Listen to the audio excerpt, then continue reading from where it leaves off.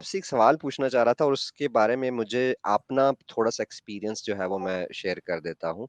एक मुस्लिम की लाइफ गुज़ारते हुए और एक नॉन मुस्लिम की लाइफ गुज़ारते हुए मैंने जो एक बहुत बड़ा डिफरेंस साइकोलॉजिकल फ़ील किया था ना, कि ये करता हूँ, वो ये है कि मैं अपने आप को आज़ाद फ़ील करता हूँ। मुसलमान बिल्कुल। था, तो कुछ भी करता था तो ये सोचता था कि यार अल्लाह क्या सोचेगा? अल्लाह मुझे अज़ाब देगा, मैंने ये कहीं गुनाह तो नहीं किया और अगर कोई चीज़ ऐसी कर बैठता था जो गुनाह के ज़ुमरे में आती थी, तो वो सारी अगला टाइम जो है वो सेंस ऑफ गिल्ट में गुज़र जाती थी, रातों को नींद नहीं आती थी, डर होता था, खौफ होता था कि अब तो मैं गया दोज़ख में, अब तो मेरे पकौड़े तलेंगे अल्लाह मियाँ।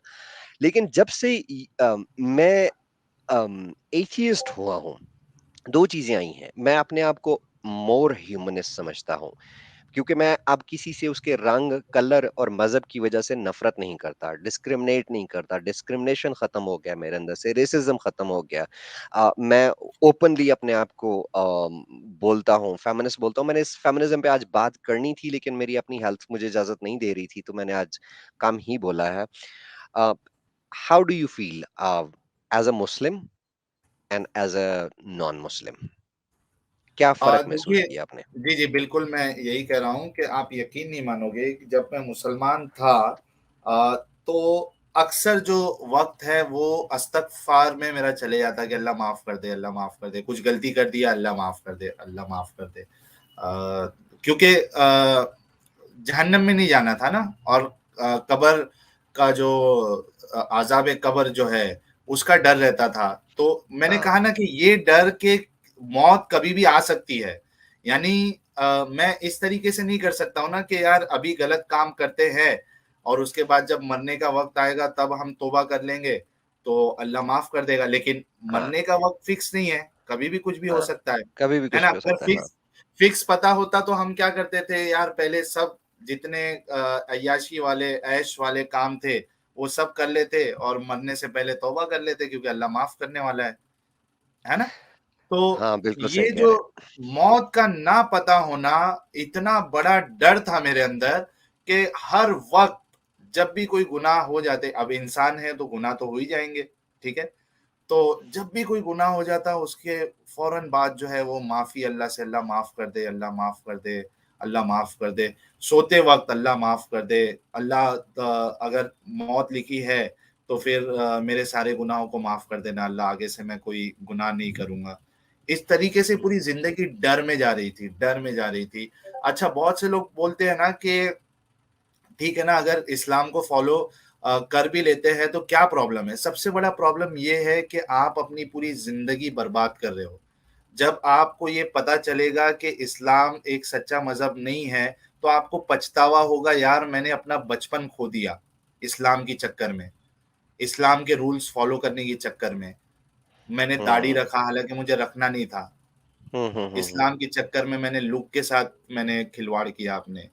मैंने कई सारी मेरी ख्वाहिशें थी यानी म्यूज़िक सुनने की, वो मैंने पूरा अपना जो ज़िंदगी जो है उसको मैंने खो दिया, उस बचपने को खो दिया, उस जवानी को खो दिया मैंने। तो ये बहुत बड़ा पछतावा आपको होगा अगर आपको लेट समझ में आई ये चीज़। सही। आपकी स ज़िंदगी बर्बाद हो जाती है। सबसे बड़ा प्रॉब्लम इस्लाम का ये है कि लोगों की ज़िंदगी, लोगों की जवानी ये सब बर्बाद हो जाती है इसके चक्कर में। आप एन्जॉय नहीं कर पाते हो लाइफ़ को।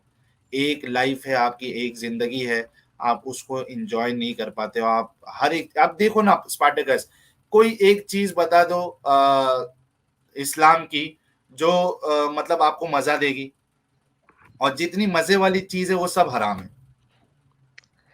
यार, मैं ये समझता हूँ कि अगर कोई मज़हब होता है ना देखो सच्चे मज़हब की एक एक निशानी ये होनी चाहिए कि वो इंसानी फ़ितरत के सबसे ज़्यादा क्लोज़ होना चाहिए, इंसानी फ़ितरत को एक एक एक कॉमन मतलब मेरी एथियस्टिक थॉट्स को साइड पर रखकर एक कॉमन इंसान की जो नॉर्मल इंसान है, उसके हिसाब से अगर देखें, तो मज़हब को ऐसा होना चाहिए जो इंसानी फ़ितरत के करीब तर हो और म्यूज़िक से बढ़कर क्या ऐसी चीज हो सकती है जो आपको ही, मैं आज भी मैं एथियस्ट हूं, लेकिन म्यूजिक मुझे हील करता है। म्यूजिक से मेरा बहुत वियर्ड किस्म का कनेक्शन है, इतना वियर्ड कनेक्शन है साहिल, कि मैं कवालीज भी सुनता हूँ, मैं बुद्धिस्ट मंत्रास भी सुनता हूँ, बहुत बड़ा फेमस एक मंत्रा है ओम मानी पद्मे हूम, मैं वो सुनता हूँ। उसके अलावा जो संस्कृत के कुछ मंत्रज हैं, एक ब्रिटिश सिंगर है लेडी, मुझे उसका नाम अभी याद नहीं आ रहा, उसने बड़े जबरदस्त किस्म के मंत्रज जो है वो चांट किए हुए हैं। फिर एक और हैं, मंत्रज गाती हैं वो, उन बुद्धिस्ट मंत्रज गाती हैं, एनी चोंग डोलमा करके नाम है उनका।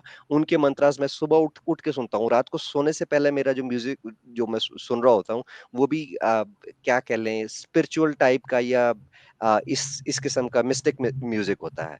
तो यार एक ऐसा मजहब जो जो म्यूजिक के ही अगेंस्ट चला जाता है, वो इंसानी फितरत के कैसे करीब हो सकता है? उसको सच्चा हम कैसे मान सकते हैं? चलो 2 मिनट के लिए एथियज्म को, सारी चीजों को साइड पर छोड़ दें, यही एक सवाल का ही जवाब किसी के पास नहीं होना। बिल्कुल, बिल्कुल। अच्छा, स- इसमें अ, स- जी प्लीज कंटिन्यू। कमेंट्स में किसी ने किया, मैंने बोला कि क्या मजे मिलते हैं इस्लाम में। किसी ने कहा चार 4 बीवी बीवी। लिखा होगा किसी ने। हाँ देख लिया, तो हाँ वो चार भाई, बीवी के अलावा कुछ नहीं है। नहीं नहीं नहीं, ना ना ना। आप देखो, चार बीवी जो है ना, वो कोई आसान बात नहीं है कि आप चार बीवी कर लोगे। आज की तारीख में चार बीवी, आपको पहली बीवी जो है वो दूसरी बीवी को करने की इजाजत नहीं देगी आपको। और कभी और अगर हमने, फिर क्योंकि इंसाफ ये की शर्त भी तो हमने है ना उसमें। देखा है। शर्त हटा इंसाफ दो की शर्त आप। भी है। हाँ चलो, मैं बोल चल रहा हूँ शर्त कि हटा दी।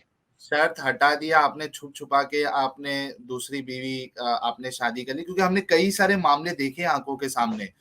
वो इतना बड़ा उसमें पंगा हो जाता है, पहली बीवी आपको कोर्ट तक खींच लेगी, पुलिस चौकी, और उसमें झगड़े फसाद, इतना। फिर आपके पास उतनी आपकी इनकम और आपका स्टेटस क्या है, उस पे भी डिपेंड करता है कि आप सीधा चार बीवी रखोगे और जिंदगी आसान है। वो एक ने वो और एक नहीं तीसरी संभाली चीज। संभाली जाती, वो फिर चार कैसे संभाली जानी है? अच्छा, तीसरी चीज कि आप चलो मजे की, आप जो चार बीवी जो बोल रहे हो, आपका लास्ट, आप जो चार बीवी से बताना चाह रहे हो वो है आपका सेक्स, कि सेक्स आपको अलग अलग बीवियों के साथ करने मिलेगा, अगर मैं राइट हूँ। वही चीज आप बोल रहे हो, बाकी चीज तो आपको पसंद नहीं आएगी बीवी की। ठीक है।